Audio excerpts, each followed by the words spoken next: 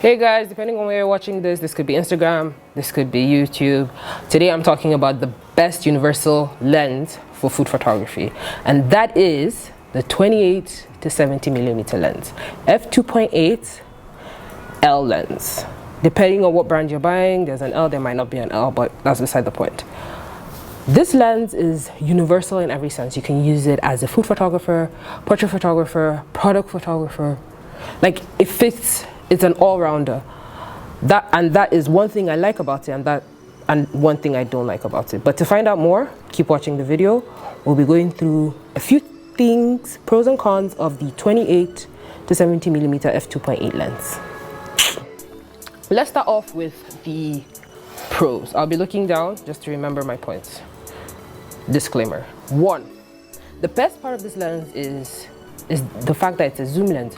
So you get from as wide as 28 to as close as 70, which for photography, if you're not doing macro, is really good enough, or if you're not doing close-up portrait like 85.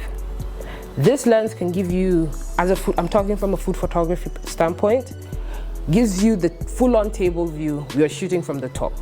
It can give you the 90 degrees close-up 50 millimeter nice shot, and then it can give you slightly close-up at 70. So you've gotten 3 shots without having to change a lens, which is amazing, especially if you're in a time crunch in a restaurant and they just keep on bringing out food and you don't have time to keep changing the lens. So that is one thing I like about this lens. Number 2, the aperture. If you don't know what aperture is, I'll leave a card up here for my video. You can go back and check it. I tell you about the exposure triangle. Go check it out and come back, but after this video. Now, back to the wide aperture. So the aperture goes as wide as 2.8, so it gives you that soft bokeh without sacrificing too much. Your food is in focus, the things in the background can be slightly made out, and it can go up. So that means the aperture can close, not allowing light, but allowing your background to be a little bit more in focus. So you have that versatility in just this one lens. So for example, if we're shooting a straight up 50, if we're shooting at maybe at 50 on the 28 to 70, for example, now we're doing a scenario, stick with me here. 50 straight up, right? You have your food in focus. You might want to include a few products, but you want the client to be able to see, but not too much. You can boost it up to 5. You can boost it up to 7. And all this without having to change your lens. Imagine how much you could do with just this one lens. And then now I've given you a few good things, but sadly there are some bad things about this lens. Now the bad thing isn't really bad, but it's still an inconvenience, which is 1, the lens is expensive. Very, very expensive. It costs a lot of moolah. Get my point? So if you're just starting out, this isn't, unless you're starting out on a big budget, lucky you, but if you're not, you're going to have to stay away from this or save up or even buy it used. But you can get it used on some really good sites, especially here in Nigeria, or if you're going abroad, you have B&H Photos and many others. So that's one of my cons about this lens. 2, it makes you lazy.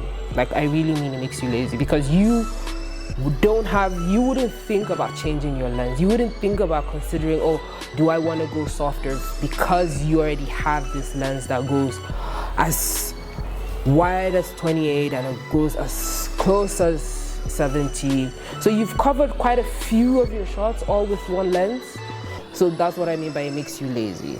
And 3, if you're a bokeh junkie, so if you're all about that depth of field and you want maybe softer and really, really soft, this just goes up to f2.8. For me, it's not a problem. For some people, it is a problem because I shoot above f4 anyways. But if you cannot get your hands on this lens, I feel like there are some alternatives on the market, and that is the next point we'll be talking about. Now, we're rounding up this video. This is a very short and sweet video, not trying to make it complicated. So I've told you the good, I've told you the bad, or the inconvenient part about owning the 28 to 70 millimeter lens. The fact that it's a zoom lens is nice. The fact that it is expensive is not nice. But also you can get something similar, and Canon does it, all the other brands I think do it, and that is the 24-105 millimeter f4 lens, and that is exactly what I'm using to shoot this video on. So it isn't bad. And if you check my Instagram, you will be surprised at how much this lens does, and you wouldn't even be able to tell. So if you're just starting out and you're just entering into the business and you're just trying to start out and you don't know, you want a good zoom lens to start out, if you cannot get the 28-70 millimeter, try out the 24-105. That does not take away from the fact that 28-70 millimeter is still one of the best universal lenses, but the baby brother is the 24-105. So if you can't get the big one, get the small one. And with that, that's a wrap for this video. Make sure you do something awesome today. See you in the next one. Bye. Khalas, we've done one. Chan, chan, chan, chan, chan.